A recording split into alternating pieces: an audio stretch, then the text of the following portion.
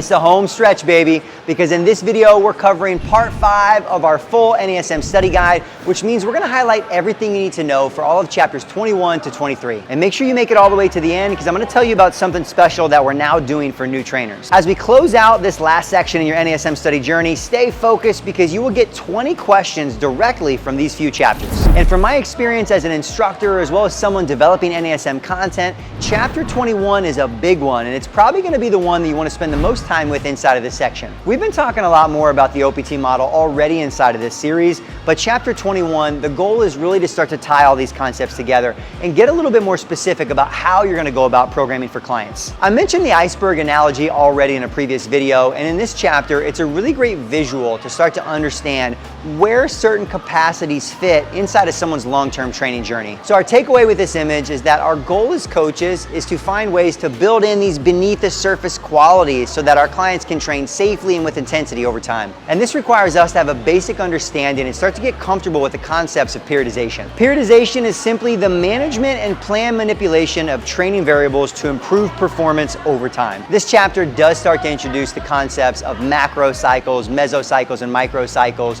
which can seem kind of confusing, but put simply, this just goes into breaking things down into an annual basis, a monthly basis, and a weekly basis when it comes to your training. Now, spending some time with this is a good thing. It starts to get you thinking about how am I gonna break up my training and vary things over time.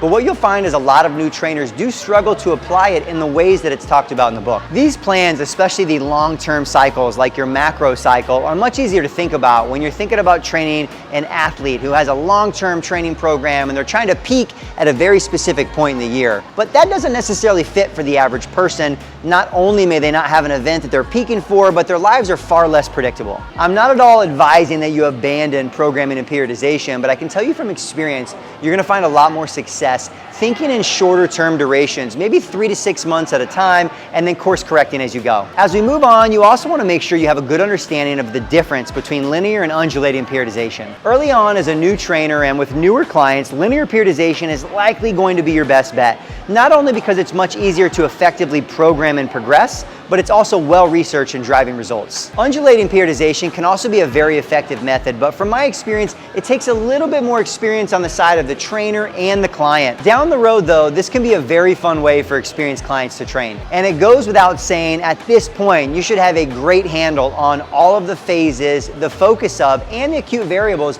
of each phase of the OPT model. In chapter 21, NASM also gives you what they call the OPT daily workout template.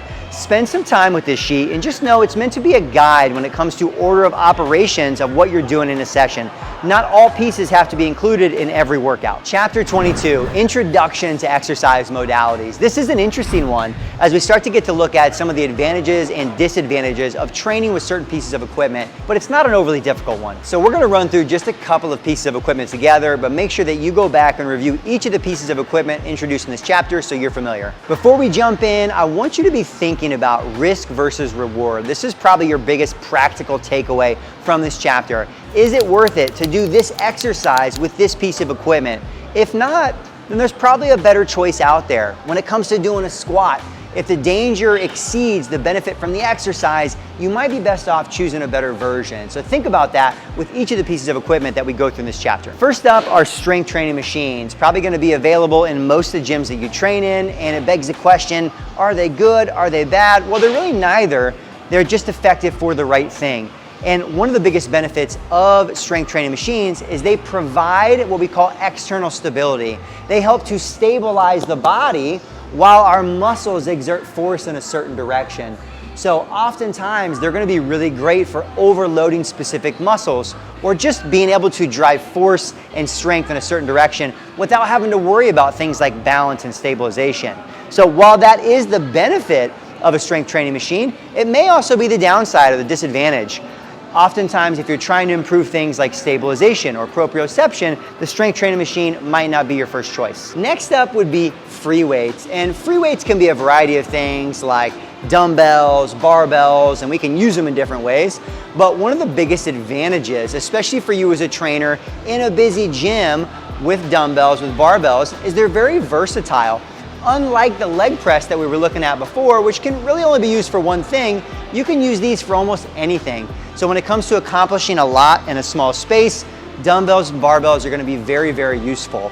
The other thing, in contrast to our leg press we looked at before, is dumbbells and barbells, more of our free weights, they're gonna require you or the user to do a lot more of the stability. So when you are not just trying to improve strength, but you're also trying to improve things like kinetic chain function, neuromuscular efficiency, balance, stability, these are gonna be great tools. And the last piece of equipment we're gonna go through together is gonna be the cables. And there's a lot of similarities with the cables and bands, but one of the biggest benefits of working with cables is similar to the dumbbell, very, very versatile, can be used for a wide variety of things.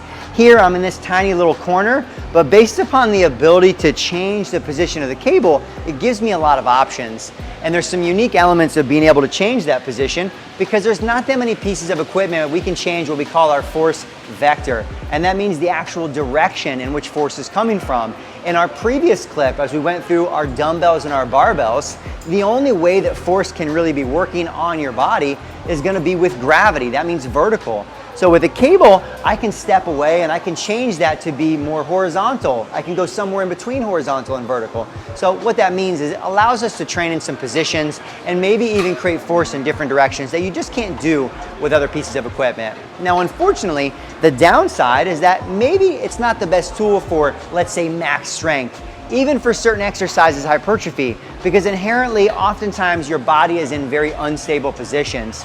This can be good for getting everything to work together, but not so great when it comes to building muscle. While we don't need to go through every piece of equipment inside of this study guide video, this should give you a good idea of what you should be thinking about as you go through each of the modalities introduced in this chapter. And here we are in our last chapter, chapter 23, chronic conditions and special populations. This chapter can seem overwhelming as it really does introduce a lot of detailed insight and training recommendations for a wide variety of conditions, but I just want to remind you, you're not meant to be an expert in each one. So read the entire chapter, but focus most of your energy on understanding the physiological differences between children and adults, basic exercise guidelines for youth training, the systems that break down as we age and what to focus on, exercise guidelines for obesity, and the information surrounding exercise and pregnancy. I don't want to sell this chapter short or undervalue it, but the reality is, if and when you find yourself training clients that fit inside this chapter, you're going to need to do some additional research or maybe even ongoing trainings to be good with it. That's it for part 5, and that wraps up our entire NASM study guide series. It's been a journey, especially if you've stayed with me throughout the entire series, but I hope it's been helpful at lowering your anxiety when it comes to the exam and elevating your confidence about passing the exam and becoming a great trainer. Because I know that's why you signed up for this in the first place, to learn more, to become a great trainer and be able to help others. Certification, it's a requirement and it's a great first step, but it's pretty common for new personal trainers to pass their certification and still feel like they don't know what they're doing. So if you've enjoyed spending time with me and like how we talk about training, then I invite you to check out more information in the description on our live 2-day accelerator. We built this 2-day training and program around helping new trainers level up their confidence and skills in the only 2 areas that matter in the beginning, and that's how to get clients and how to keep them. This event is extremely hands-on and is absolutely my favorite thing that we do. So if that sounds exciting, check it out. And if not, continue to use all the free resources and downloads that the team has put together for you. I want to hear from you when you pass your exam, and I'll see you soon.